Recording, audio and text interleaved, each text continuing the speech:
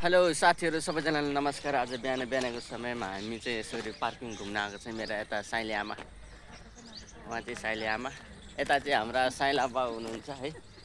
हामी बिहान आज यो मुनिरका नि मुनिरकाको यो पार्किङमा हामी घुम्न आएको छौँ। हेर्नुहोस् कति राम्रो भ्यू छ बिहानको समयको। अलिअलि चिसो भएको जस्तो पनि, अलिक घाम लाग्दैछ। अहिले चाहिँ त्यति खासै चिसो छैन। यो फुलहरू तपाईँले घाममा देख्नु हुँदैन रहेछ है। यताबाट हेर्नुहोस् मेरो यहाँ पछाडि हेर्नुहोस्, यो यति राम्रो फुल देख्दै हुनुहुन्छ। तपाईँहरूले देख्दै हुनुहुँदो अलिअलि, धेरै त देख्नु भएको छैन। अनि तपाईँलाई अझै छेउमा लगेर म देखाउने छु।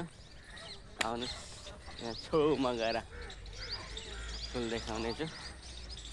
हेर्नुहोस् यति मजाको फुल फुलिरहेको रहेछ। के को फुल हो त्यो चाहिँ मलाई पनि थाहा भएन। तपाईँलाई थाहा छ भने कमेन्ट बक्समा भन्नु होला।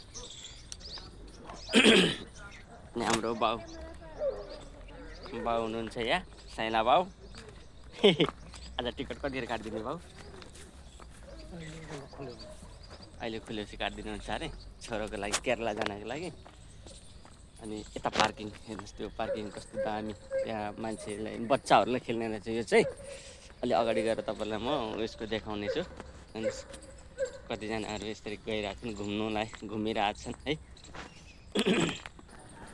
हेलो गाइस, हेर्नुहोस् अघि मैले भनेको थिएँ अर्को जग्गा देखाउँछु भनेर। यहाँ हेर्नुहोस्, यो हामीले यो चाहिँ एक्सर्साइज गर्ने। खै बाउ एक्सर्साइज गर्नु त? कबुतर पार्क। बाउलाई एक्सर्साइज गर्नु भने, तर बाउले त के गर्नुहुन्थ्यो होला? गर्नुहुन्छ समयमा गर्ने एक्सर्साइज। यहाँ आछि आएको रहेछ फेरि, यहाँ एक्सर्साइज गर्ने हामी यो जग्गा।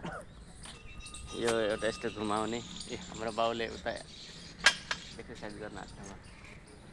यो चाहिँ घुमाइ गर्ने यो। हेर्नुहोस् हाम्रो बाउले यसरी बस्ने अनि एक्सर्साइज। हामी एक्सर्साइज होइन, हामी त 200 साइज गर्छौँ एकैतालमा है। हेर्नुहोस् यहाँ यो चाहिँ के हो खासै? यो चाहिँ के? यो त मलाई नै थाहा छैन खास के हो भन्ने कुरो।